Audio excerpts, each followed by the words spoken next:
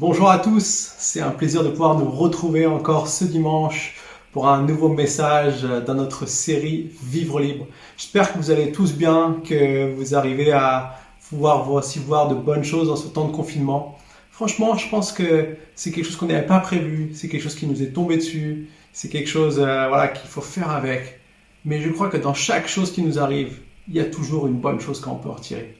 J'aimerais vraiment vous encourager les uns et les autres à voir ce que Dieu veut faire avec vous et à utiliser ce temps vraiment propice aussi, peut-être à prendre du temps avec Dieu, à rechercher ce qu'il veut pour votre vie, à faire peut-être des choses que vous n'aviez plus l'habitude de faire et aujourd'hui on a le temps de faire. Et je crois que c'est vraiment un point positif aussi qu'on peut voir dans ce temps de confinement.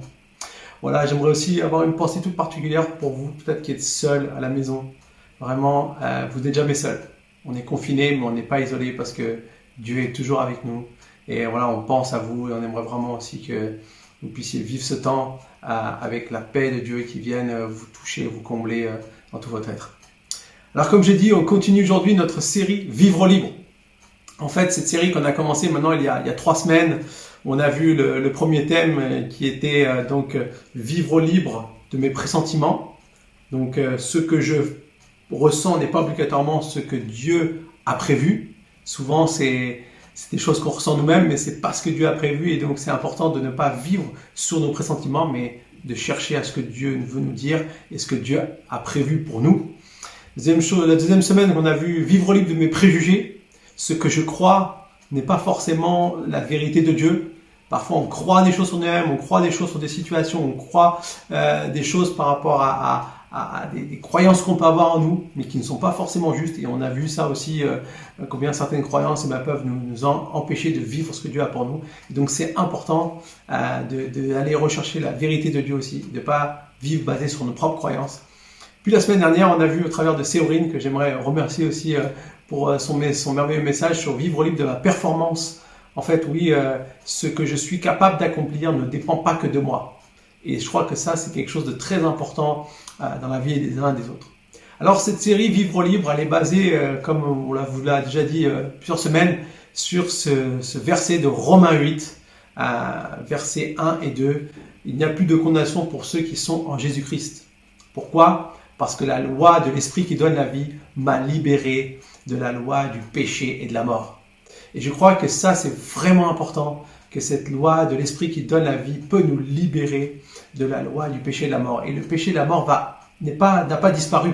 La loi du péché et de la mort est toujours dans ce monde. La seule différence, et la grande différence, et la différence majeure, j'ai envie de dire, c'est que Jésus l'a vaincu, que Jésus l'a terrassé, et que nous pouvons vivre cette liberté que Dieu a pour nous. C'est génial, et j'aimerais vraiment nous encourager les uns les autres à continuer à croire et à voir tout ce que Dieu veut faire au travers de nous et qu'il veut faire au travers de votre propre vie. Alors aujourd'hui, je vais aborder notre dernier thème, qui est sûrement un des thèmes des plus aussi difficiles aussi dans ce que David a vécu. On va revenir un peu à la vie de David. C'est vivre libre de mes pulsions. Alors c'est quoi une pulsion ? Si on prend la définition, une pulsion, c'est une force psychique qui fait tendre la personne vers un but, qui la pousse à agir. Et on sait qu'il y a des pulsions, toutes les pulsions ne sont pas forcément mauvaises, il y a des pulsions qui sont mauvaises, mais des pulsions qui sont bonnes. Par exemple, en ce temps de confinement, je suis sûr que si un enfant a la pulsion de ranger sa chambre, les parents ne seront que contents. Ou peut-être si le conjoint a la pulsion de faire la vaisselle, je pense que ça apportera que du bon. Ça, c'est des bonnes pulsions. Mais on voit aussi qu'il y a des pulsions qui peuvent être négatives et qui viennent en nous. Et qui sont comme des choses qui sont à l'intérieur de nous, des forces psychiques, c'est comme ça qu'on le définit. Alors dans le psychique, il y a ce qui agit sur notre esprit, mais je pense que ça peut avoir des racines de nous-mêmes, mais on sait aussi que le malin essaie de nous piéger, de nous détourner comme il a fait depuis le début de la Genèse. Mais donc, ce que j'aimerais relever ici, c'est important qu'on ne laisse aucune pulsion négative venir. Peut-être certains, on lutte avec la pulsion de trop manger en ce moment, en ce temps de confinement. Donc, faisons attention de ne pas trop manger. Peut-être certains vivent avec la pulsion de trop boire de l'alcool, par exemple. Et ça, c'est quelque chose de négatif. Et ça aussi, ça va vouloir nous détruire et nous faire du mal. Ou peut-être la pulsion des choses que je ne devrais pas voir à la télé, par exemple. Et toutes ces choses sont négatives et vont avoir un impact négatif sur notre vie. Après, il y a toutes sortes d'autres pulsions. On a bien sûr les pulsions d'ordre sexuel, mais pas que. Plein d'autres choses. Si je dépense plus que ce que je gagne, toutes sortes de choses. Voilà, en ce moment, c'est tranquille, on ne fait pas de shopping, donc tout va bien. Mais voilà des pulsions qui sont toujours là et qui veulent quelque part nous affecter. Alors aujourd'hui, j'aimerais regarder au travers d'un passage aussi de la vie de David qu'on peut lire dans 2 Samuel chapitre 11, verset 1. Comment une pulsion va venir et va avoir un impact important dans sa vie. Donc, on lit 2 Samuel 11, verset 1. L'année suivante, à l'époque où les rois partent en campagne, David envoya Joab avec ses serviteurs et tout Israël semer la dévastation chez les Ammonites et faire le siège de Rabat. Quant à lui, il resta à Jérusalem. Un soir, David se leva de son lit. Comme il se promenait sur le toit du palais royal, il aperçut de là une femme qui se baignait et qui était très belle. David lui demandait qui était cette femme et on lui dit « N'est-ce pas Bathsheba, fille d'Éliam et femme de Uri le Hittite ?» David envoya alors des messagers la chercher. Elle vint vers lui et il coucha avec elle, alors qu'elle venait de se purifier après ses règles. Puis elle retourna chez elle. Cette femme tomba enceinte et elle fit dire à David « Je suis enceinte. » Waouh! En fait, dans la première partie de cette histoire que j'aimerais lire avec vous, j'aimerais voir un peu aujourd'hui comment les pulsions vont avoir un impact négatif sur notre vie et comment elles vont agir sur notre vie. Ici, clairement, la première chose que j'aimerais partager, c'est l'importance de ne pas laisser mes pulsions me piéger.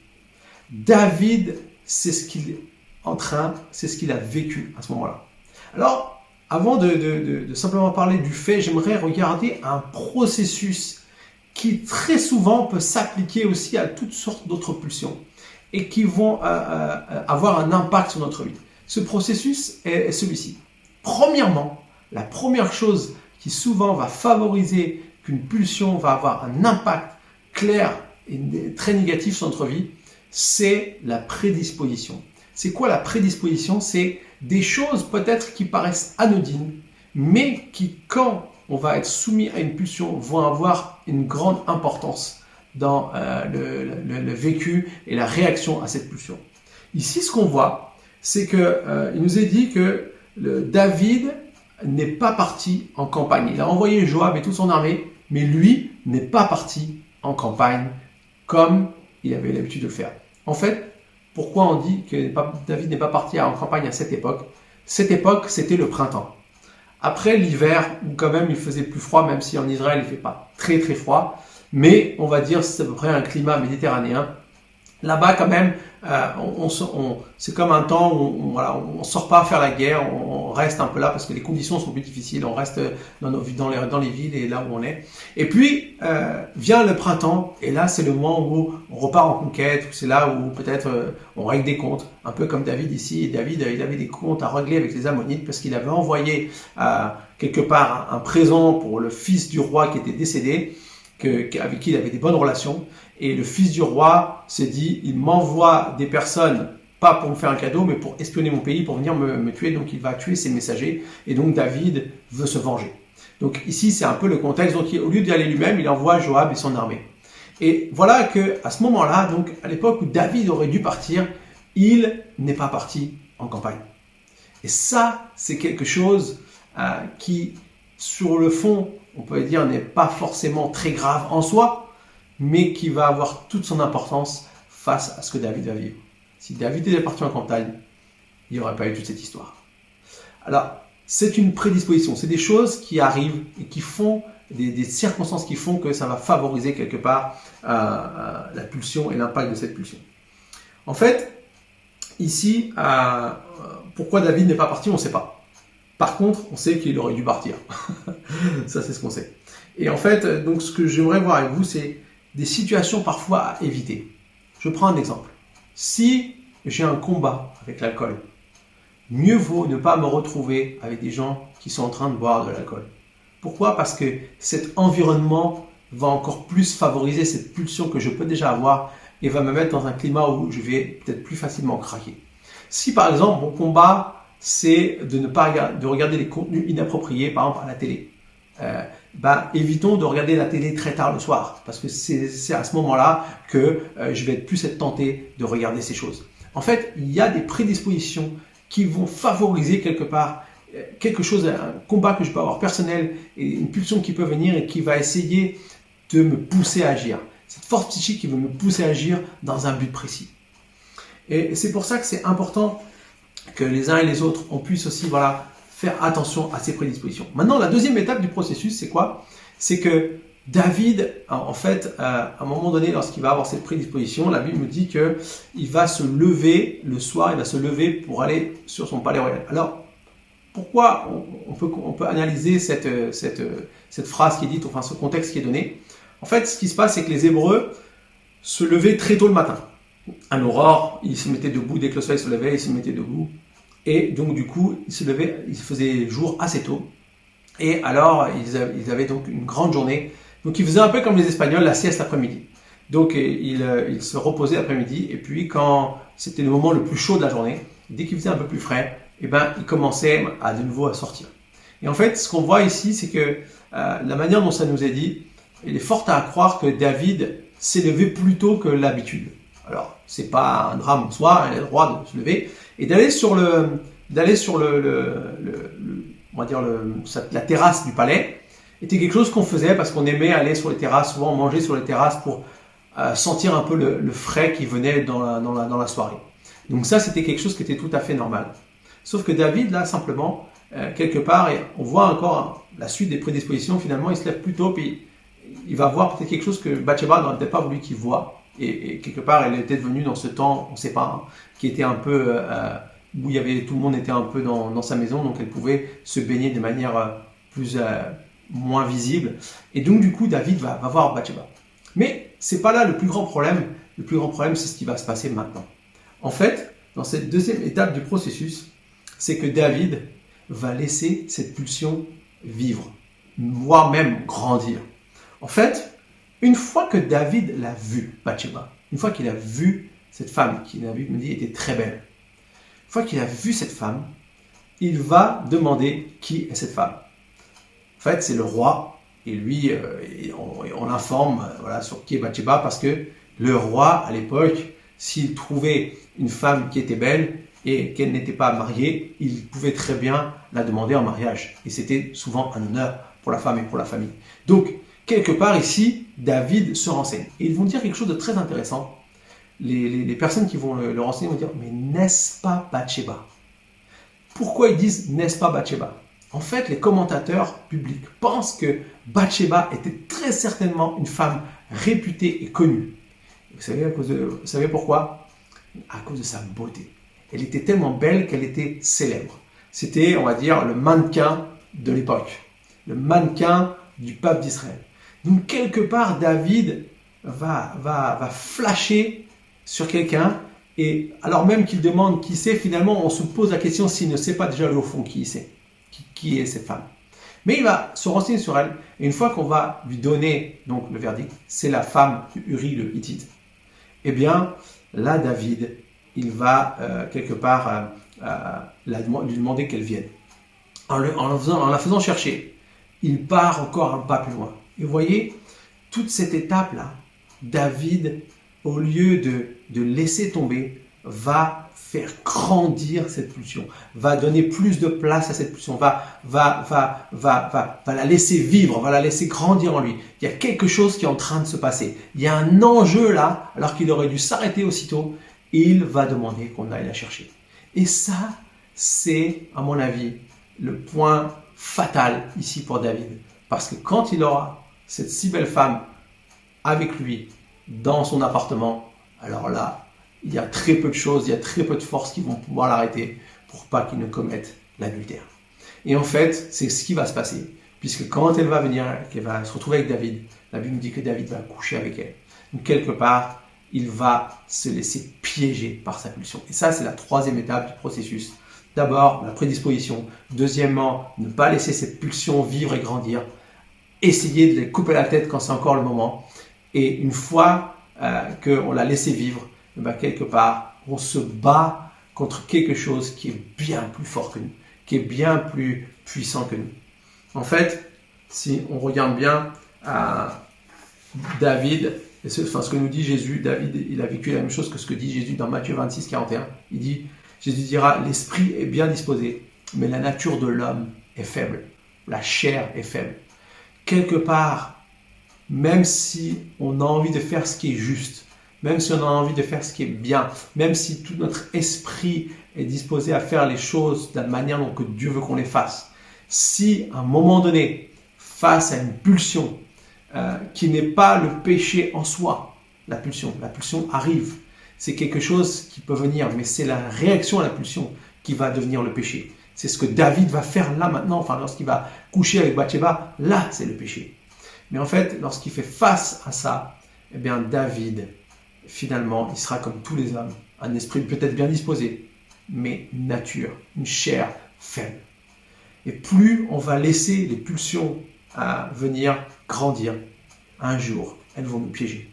Et peut-être elles nous piègent, et elles vont nous piéger encore. Et en fait, c'est ce qui s'est passé avec David ici, dans cette histoire. La fin tragique, c'est que lorsque on ne met pas un stop à nos pulsions, non seulement elles vont nous piéger, mais elles vont commencer à avoir une œuvre destructrice dans nos vies. En fait, le problème qui va surgir ici est que Bathsheba, la Bible nous a dit qu'elle est venue et quelque part elle s'est baignée parce que c'était la tradition après les règles périodiques de venir se baigner pour quelque part entre guillemets se purifier. C'était les choses qu'il fallait faire à l'époque. Et donc du coup, on sait très bien qu'après ça, une femme est fertile. Donc du coup, ce qui devait arriver arriva. Bathsheba devient enceinte de David. Et là, quand elle fait dire ça à David, maintenant, c'est quelque chose qui va poser un problème. Pourquoi ? Parce que David, il n'avait pas l'intention que ça se sache, tout ce qu'il a fait. Et il va donc essayer, son but c'est de le cacher. Sauf que là maintenant, ça va être très compliqué de le cacher. Donc c'est ce qu'on va lire maintenant dans la deuxième partie, dans 2 Samuel 11 à partir du verset 6. Alors David fit dire à Joab, « Envoie-moi Uri le Hittite. » Et Joab envoya Uri à David. Uri se rendit vers David, qui l'interrogea sur l'état de Joab, du peuple et de la guerre. Puis David dit à Uri, « Descends chez toi et prends un moment de détente. » Uri sortit du palais royal, suivi d'un cadeau du roi. Mais il se coucha à la porte du palais royal avec tous les serviteurs de son maître, et il ne descendit pas chez lui. On en informa David en lui disant, « Uri n'est pas descendu chez lui. » David dit à Uri, « N'arrives-tu pas de voyage ? Pourquoi n'es-tu pas descendu chez toi ?» Uri lui répondit, « L'arche de l'alliance ainsi qu'Israël et Juda habitent sous des tentes. Monseigneur Joab et les serviteurs de Monseigneur campent en rase campagne, et moi je rentrerai chez moi pour manger et boire et pour coucher avec ma femme. Aussi vrai que tu es vivant et que ton âme est vivante, je ne ferai pas cela. » David dit à Uri, « Reste ici aujourd'hui encore et demain je te laisserai partir. » Uri resta à Jérusalem ce jour-là et le lendemain. David l'invita à manger et à boire en sa présence et l'enivra. Le soir, Uri sortit pour s'étendre sur son lit avec les serviteurs de son maître, mais il ne descendit pas chez lui. Le lendemain matin, David écrivit une lettre à Joab et lui la fit parvenir par l'intermédiaire d'Uri. Il écrivit dans cette lettre, « Placez Uri au plus fort du combat, puis reculez derrière lui afin qu'il soit frappé et meure. » Au cours du siège de la ville, Joab plaça Uri à un endroit qu'il savait défendu par de soldats. Les habitants de la ville firent une sortie et livrèrent combat contre Joab. Plusieurs tombèrent parmi le peuple, parmi les serviteurs de David. Uri le Hittite fut lui aussi tué. Voilà. Alors là maintenant, on entre dans une phase très compliquée. D'abord, la pulsion, elle va essayer de me piéger. Quelque part, il y a une bataille qui se lance entre ma pulsion et ma capacité à résister.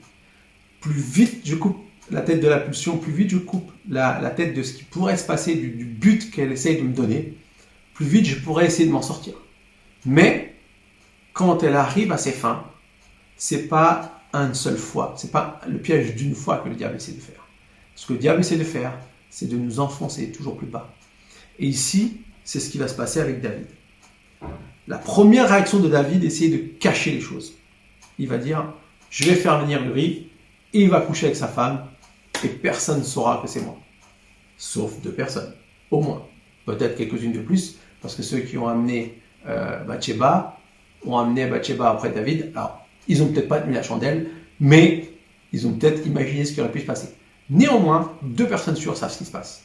David et Bathsheba. Vous savez ici, David essaye de cacher son péché par le mensonge. Et c'est très fréquent qu'on essaye de cacher nos péchés par le mensonge. C'est même, j'ai envie de dire, parfois une réaction, entre guillemets, instinctive. En fait, le problème que ça va faire, ça, c'est que Bathsheba et David sauront toujours la vérité.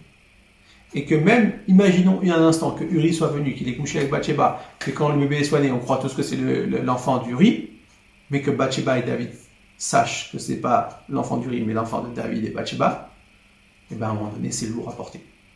Et à un moment donné, ça peut nous détruire de l'intérieur avec une réalité qui est fausse, et une réalité dont on sait très pertinemment que ce n'est pas ça, mais que personne ne sait et qu'on doit vivre seul avec ça. Et j'aimerais vous dire, n'essayez jamais de cacher votre péché par un mensonge, parce que ça finira toujours par vous détruire.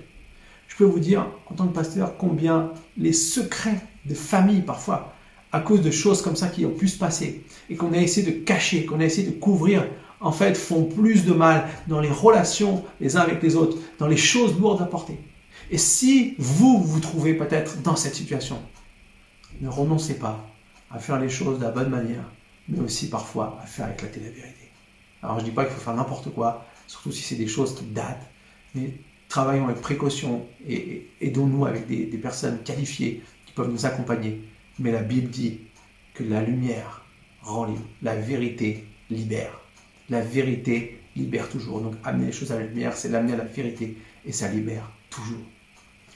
Enfin, je ferme la parenthèse, David va essayer de faire ça, mais comme Uri est un homme loyal, un homme bon, un homme qui aime son roi, un homme qui aime ses compagnons d'armes, ses guerriers qui sont avec lui, un homme qui les respecte tellement qu'il ne veut pas, lui, aller prendre du bon temps pendant que ces hommes sont en train de donner leur vie sur le champ de bataille.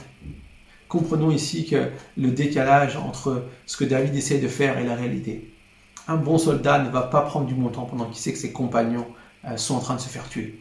Un bon soldat va justement être là et d'essayer d'être avec eux. Et donc là, Uri, c'est ce qu'il va faire. Il va être loyal à ce code éthique qu'il a lui-même et il ne va pas aller dormir chez sa femme alors qu'il est proche d'elle, mais va rester au pied du palais. J'aimerais vraiment voir dans cette situation combien Uri est un homme bon. D'ailleurs, la Bible nous dit que Uri était un des meilleurs soldats de David. Il fait partie de ces 37 meilleurs soldats. On peut lire ça dans 2 Samuel 23, 39, où il y a la liste de tous les soldats, les vaillants guerriers de David, et à la fin, il y a Uri le Hittite. Et on dit que c'est les 37 meilleurs soldats. Donc voilà, Uri est quelqu'un de valeur.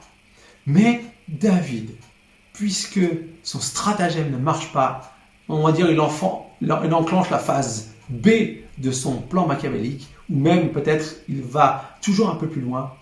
Il essaye à tout prix de cacher son péché. Donc il va donner une lettre à Joab qu'il doit mettre Uri en première ligne pour qu'il soit tué par l'ennemi.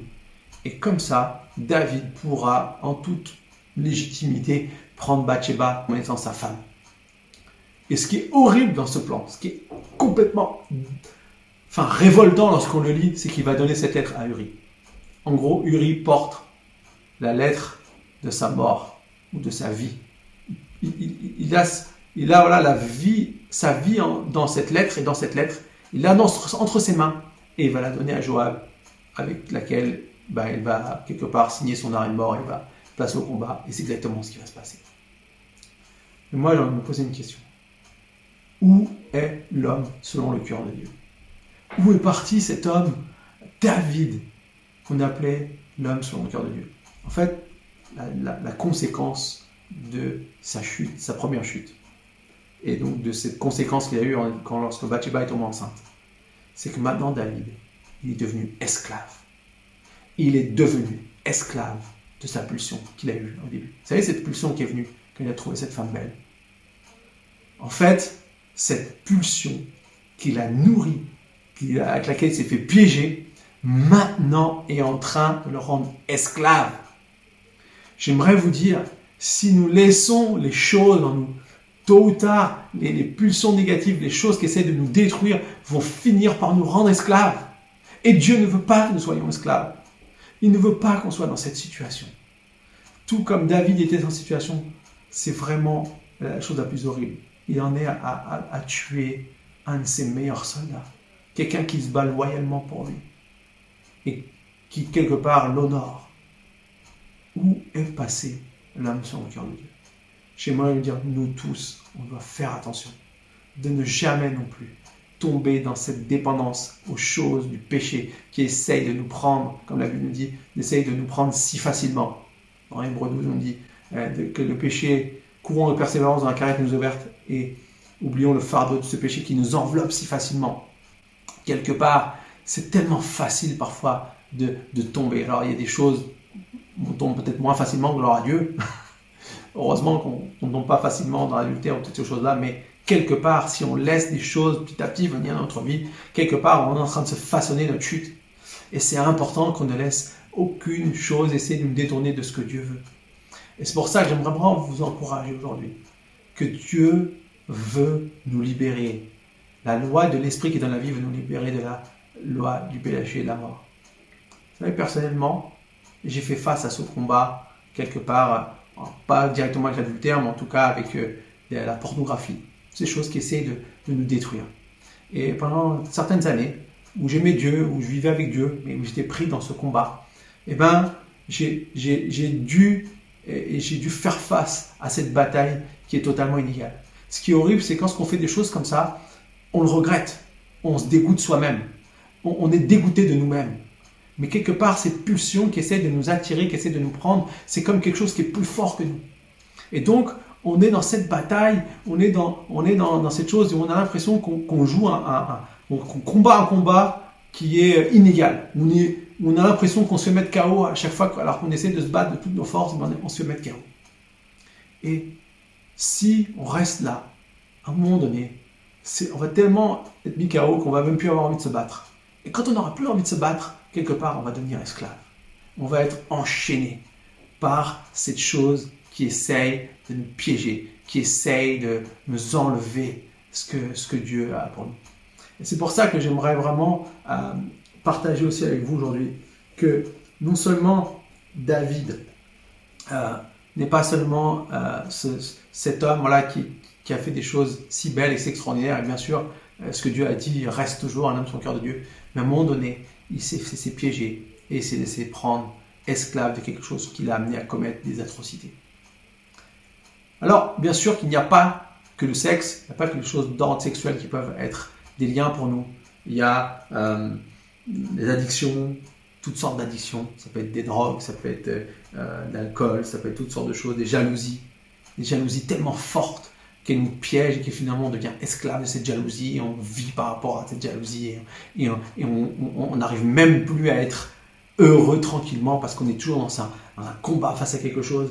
Peut-être c'est l'orgueil, on se croit supérieur aux autres et on n'arrive pas à voir du bien, on pense que seul nous on est bien et toutes ces choses, la soif de posséder, on a toujours besoin de plus de choses pour se sentir bien, pour se sentir quelqu'un qui est debout. Peut-être c'est la colère, toutes sortes de colères qui viennent en nous, et peut-être par rapport à des choses qu'on a pu vivre aussi, qui nous ont blessés, mais que cette colère maintenant, ces pulsions sont là, ces choses sont là, et nous dominent, et on ne sait pas comment les gérer, et quelque part c'est comme un combat, ce combat illégal. En fait, peu importe la pulsion dans laquelle on est, j'ai envie de dire, entre guillemets, c'est pas ça qui est important. Ce qui est important, c'est qu'est-ce qu'on va faire. Et ici, David était clairement sur la pente descendante de ce que Dieu a pour lui. Il était en train d'aller dans sa destruction.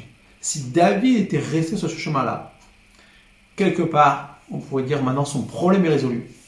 Uri, le Hittite, est mort. David a pris Bathsheba pour sa femme. Et donc maintenant, il n'y a plus, entre guillemets, de problème, puisque le problème a été réglé. Sauf que David a fait des choses qui étaient horribles. Et que quelque part, ces choses-là, la conséquence de ces choses-là, aurait été sa destruction. Mais j'ai une bonne nouvelle. De la même manière que pour nous, des pulsions à lesquelles on fait face, avec lesquelles on se bat, et on essaie de se battre tout seul, peuvent nous détruire, de la même manière, Dieu aussi, il est intervenu pour David, il peut intervenir aussi pour nous. On n'est pas obligé de rester dans ce combat, on n'est pas obligé de rester dans cette défaite, on n'est pas obligé de rester dans cette chose qui nous prend et qui nous rend esclaves.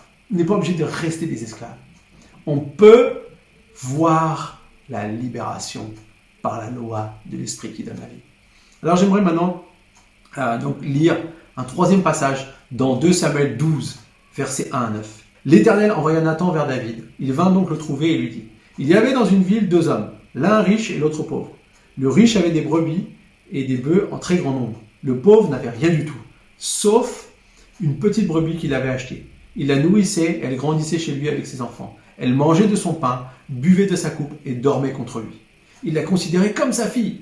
Un voyageur est arrivé chez l'homme riche. Mais le riche n'a pas voulu toucher à ses brebis ou à ses bœufs pour préparer un repas au voyageur venu chez lui. Il a pris la brebis du pauvre et l'a préparée pour l'homme qui était venu chez lui. La colère de David s'enflamma violemment contre cet homme. Et il dit à Nathan : l'Éternel est vivant. L'homme qui a fait cela mérite la mort. En outre, il remplacera la brebis par 4 autres, puisqu'il a commis cet acte et s'est montré sans pitié. Nathan déclara à David : c'est toi qui es cet homme. Voici ce que dit l'Éternel, le Dieu d'Israël. Je t'ai désigné par onction, comme roi, sur Israël, et je t'ai délivré de Saül. Je t'ai donné la famille de ton maître. J'ai mis ces femmes contre ta poitrine. Je t'ai donné la communauté d'Israël et de Juda. Si cela avait été trop peu, j'aurais encore ajouté. Pourquoi donc as-tu méprisé la parole de l'Éternel en faisant ce qui est mal à mes yeux ? Tu as tué par l'épée Uri le Hittite. Tu as pris sa femme pour faire d'elle ta femme, et lui, tu l'as tué sous les coups d'épée des Ammonites. Waouh! Voilà maintenant, ici, comment Dieu va intervenir pour David. Alors, c'est intéressant que le prophète Nathan utilise cette histoire de cet homme riche, de ce pauvre, de la seule brebis du pauvre qui prenait soin, et puis toutes les brebis de l'homme riche. En fait, si on essaye de mettre un peu une signification à cette histoire, on comprend bien que l'homme riche est David, le pauvre c'est Uri, que les brebis de David, les brebis de l'homme riche, c'est les femmes que David a, et la brebis de Uri, c'est sa femme Bathsheba. Alors, ici, lorsqu'on pense à qui est le voyageur, on se rend compte que le voyageur, en fait, c'est la pulsion. C'est les pulsions. David, lorsqu'il était en train de se promener sur la terrasse du palais royal, il a eu une pulsion. Alors, comme j'ai dit, ce qui est le plus grave, c'est pas la pulsion en soi. Que David ait trouvé une femme belle et que ça a créé quelque chose en lui, on va dire, c'est pas ça le péché. Le péché, c'est qu'il a couché avec elle, qu'il ait fait venir, qu'il a convoité la femme de quelqu'un qui n'est pas lui et qu'il a couché avec elle. Alors, ce qui est important ici, c'est pas la pulsion en elle-même, mais c'est ce qu'on lui donne à manger. Dans cette histoire, l'homme riche va prendre la brebis du pauvre pour lui donner à manger. Et quelque part, ici, David, c'est comment il a nourri cette pulsion. Comment il a nourri cette pulsion qui va faire que David va lui aussi chuter en faisant quelque chose qui est ignoble. Comprenons bien, chers frères et sœurs, c'est que le diable va tout faire selon nos faiblesses pour essayer de nous dévier. Parce qu'il a un objectif.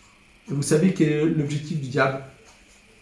C'est de voler, tuer et détruire.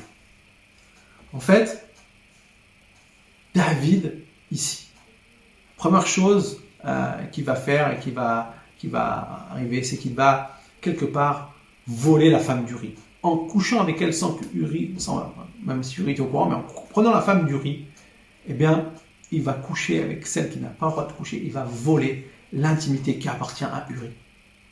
Première chose. Quelque part, en même temps, il est en train de laisser sa bénédiction, tout ce qu'il avait, tout ce qu'il pouvait avoir. Enfin, quelque part, il est en train de gâcher tout ça. Il est en train de laisser piéger par l'adultère. Deuxièmement, tuer, il va tuer Uri en pensant régler son problème. Mais le problème, c'est que non seulement il va tuer Uri, mais il est en train de tuer son futur. Il est en train de tuer la vie que Dieu a pour lui. Il est en train de tuer peut-être la fin de son règne. Tout ça, il est en train de le perdre à cause de cet acte. De la même manière, nous aussi, on a tellement à perdre en nous laissant, quelque part, en laissant le diable venir tuer les choses que Dieu a pour nous, en se laissant piéger par des péchés qui veulent nous traîner plus bas. Et puis enfin, détruire, c'est la fin qu'il aurait eue si Dieu n'était pas intervenu. Mais heureusement, Dieu est intervenu dans cette histoire. Et j'aimerais nous dire à tous, c'est que Dieu intervient et désire toujours intervenir pour nous. Il va tout faire pour nous sauver. Il va tout faire pour qu'on ne soit pas pris au piège et qu'on se laisse piéger par ce que Dieu veut. En fait, ici, ce que nous voyons, c'est que, oui, le voleur est venu pour voler, tuer et détruire, et ça représente le diable. Mais la Bible dit, mais l'Éternel, où Jésus dit, je suis venu donner la vie à mes brebis, la vie en abondance. Quelque part, il y a cette vie, il y a cette chose que Dieu veut nous donner, qui est plus fort que le mal qui essaie de nous tenir esclaves. Il y a cette vie qui peut redonner vie à des choses qui sont en train d'essayer de nous tuer dans notre vie. Et ça, c'est le plus beau cadeau qu'on a reçu de Dieu. Et bien sûr que face à tout ça, eh ben, il y a des choses qui ne vont pas. David a commis adultère, a commis un crime, a voulu mentir. Toutes ces choses faisaient partie de la vie de David. Et ça, Dieu a horreur de ces choses. Mais la bonne nouvelle, c'est ce que David a fait. Ce qu'on peut lire au verset 13. Il dira à la fin de tout ce que Nathan va lui dire. J'ai péché contre l'Éternel. En fait, David arrive au point où Dieu voulait qu'il arrive. Il arrive au moment où Dieu a encore une chance. C'est le moment de reconnaître qu'il a péché contre l'Éternel. Et j'aimerais vous dire à tous, oui, le diable veut nous détruire, oui, le diable veut nous anéantir, oui, le diable veut nous mettre plus par terre.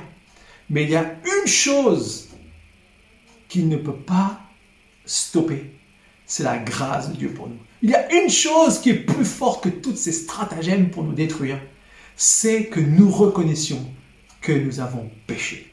Que nous sommes dans cet état de cœur où nous reconnaissons que ce qui compte par-dessus tout, c'est cette grâce de Dieu qui peut venir pour nous. Lorsqu'il dira ça, Nathan dira, l'Éternel pardonne ton péché, tu ne mourras pas. Je peux vous dire que l'adultère, ce qu'on méritait pour l'adultère, c'était la mort. David méritait la mort. Peut-être même plus que Bathsheba, parce qu'on ne sait même pas si Bathsheba était consentante. Peut-être que oui, peut-être que non, c'est pas écrit.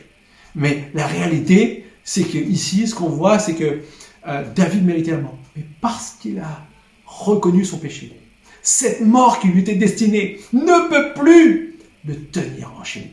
De la même manière qu'à chaque fois que nous, on reconnaît devant Dieu notre péché, cette mort ne peut plus avoir cet impact dans notre vie. Nous pouvons être libérés.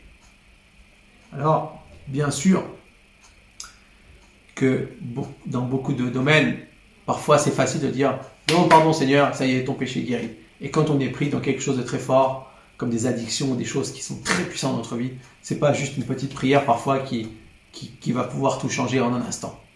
Mais c'est le point de départ. C'est lorsqu'on dit « Oui Seigneur, je reconnais mon péché. Seigneur, viens m'aider. » Et qu'on cherche de l'aide. Et qu'on le met en pratique. Et qu'on cherche des gens qui peuvent nous accompagner, qui peuvent nous aider pour sortir de toutes sortes d'addictions, de toutes sortes de pulsions, de toutes sortes de choses qui veulent nous tenir plus bas que terre. Lorsqu'on fait ce processus, alors on va pouvoir aller sur ce chemin de liberté et un jour être totalement libre. J'aimerais vraiment maintenant, pour terminer ce message, prier avec vous. En fait, la prière que j'aimerais faire, c'est la prière d'un homme. D'un homme qui a justement à un moment donné reconnu son péché, qui s'est trouvé face à lui-même, peut-être face au dégoût de lui-même. Quand on reconnaît le mal qu'on a fait, on ne s'aime pas. On se sent, on a l'impression qu'on s'est déçu nous-mêmes. Pourtant, c'est nous-mêmes qui l'avons fait, mais on est déçu de ce qu'on a fait. On est dégoûté de ce qu'on a fait.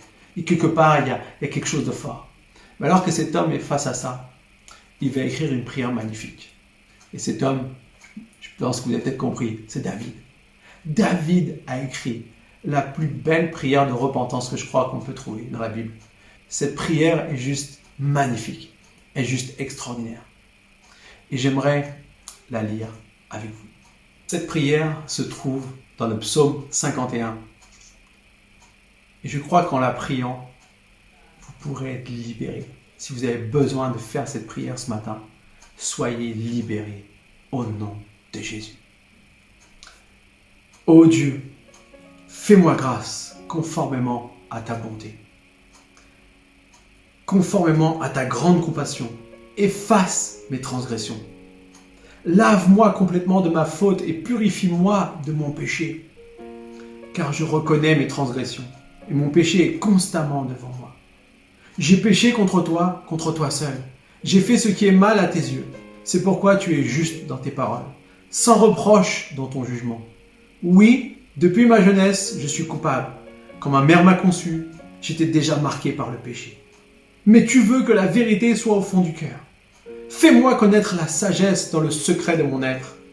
Purifie-moi avec l'hysope et je serai pur. Lave-moi et je serai plus blanc que la neige.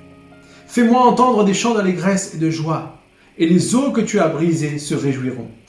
Détourne ton regard de mes péchés, efface toutes mes fautes. Ô Dieu, crée en moi un cœur pur. Renouvelle en moi un esprit bien disposé. Ne me rejette pas loin de toi. Ne me retire pas ton Esprit Saint. Rends-moi la joie de ton salut et qu'un esprit de bonne volonté me soutienne. J'enseignerai tes voies à ceux qui les transgressent et les pécheurs reviendront à toi. Ô Dieu, Dieu de mon salut, délivre-moi du sang versé et ma langue célébrera ta justice. Seigneur, ouvre mes lèvres et ma bouche proclamera ta louange. Si tu avais voulu des sacrifices, je t'en aurais offert, mais tu ne prends pas plaisir aux holocaustes. Les sacrifices agréables à Dieu, c'est un esprit brisé. Ô Dieu, tu ne dédaignes pas un cœur brisé et humilié. Dans ta grâce, tu fais du bien à Sion. Construis les murs de Jérusalem. Alors, tu prendras plaisir aux sacrifices de justice, aux holocaustes et aux victimes tout entières. Alors, on offrira des taureaux sur ton autel. Amen. J'espère que vous avez été richement bénis. Et j'aimerais vous dire une chose, surtout, prenez la victoire qui est en Jésus-Christ, car la loi de l'Esprit qui donne la vie m'a libéré de la loi et du péché et de la mort. Que Dieu vous bénisse et à bientôt pour un nouveau message sur YouTube et de l'Église Imagine. Au revoir.